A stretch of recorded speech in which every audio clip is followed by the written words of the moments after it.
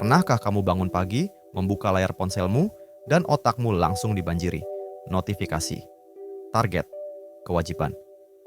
Reminder, jangan gagal jadi versi terbaik dirimu hari ini. Tapi di tengah semua itu, ada satu hal yang tak bisa kamu sembunyikan. Rasa lelah, bukan fisik, tapi eksistensial.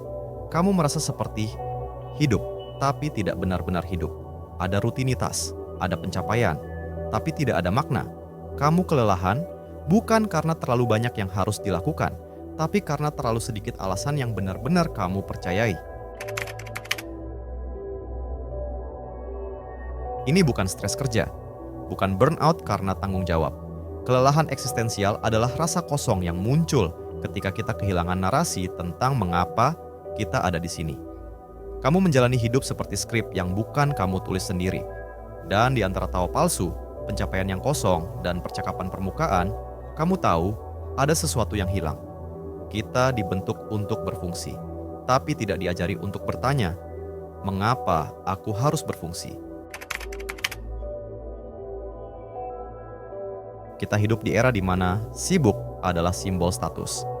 Sibuk dianggap berarti berharga. Tapi, berapa banyak dari kita yang sibuk untuk melarikan diri dari keheningan? Kita takut diam, takut sendiri, takut berhenti.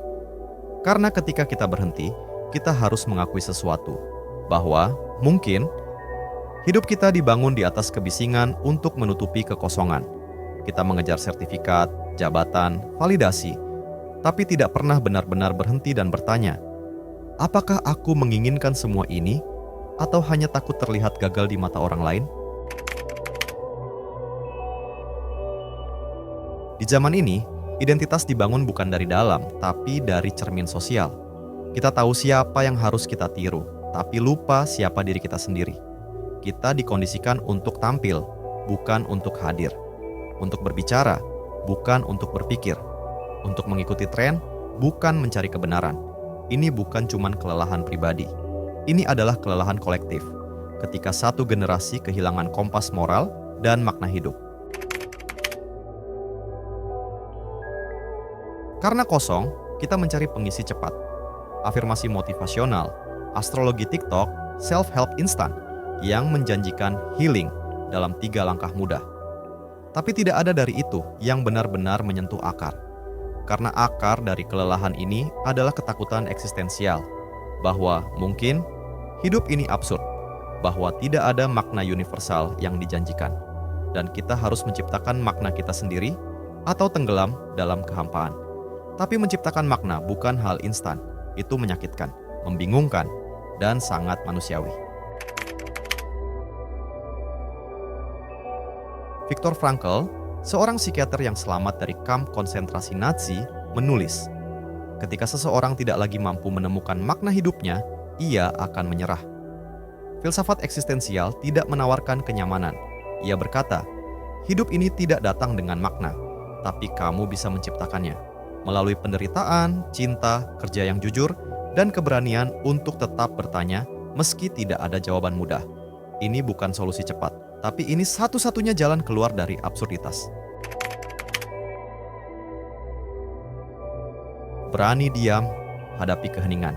Karena kejujuranmu muncul di situ, bukan di tengah kebisingan notifikasi. Lepas dari perbandingan. Kamu bukan angka, bukan like, bukan CV.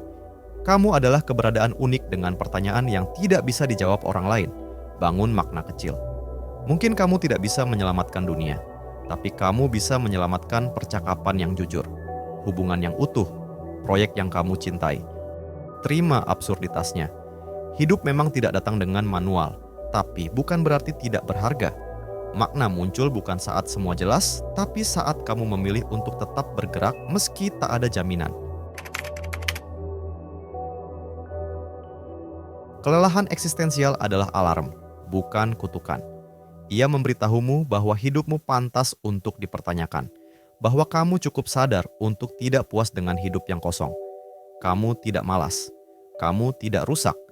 Kamu hanya butuh alasan yang lebih dalam dari sekadar menjadi sukses. Jadi berhenti, diam, bertanya. Bukan untuk menemukan jawaban yang siap pakai, tapi untuk merancang hidup yang layak dijalani. Karena satu-satunya kegagalan sejati adalah terus hidup dalam narasi yang bukan milikmu.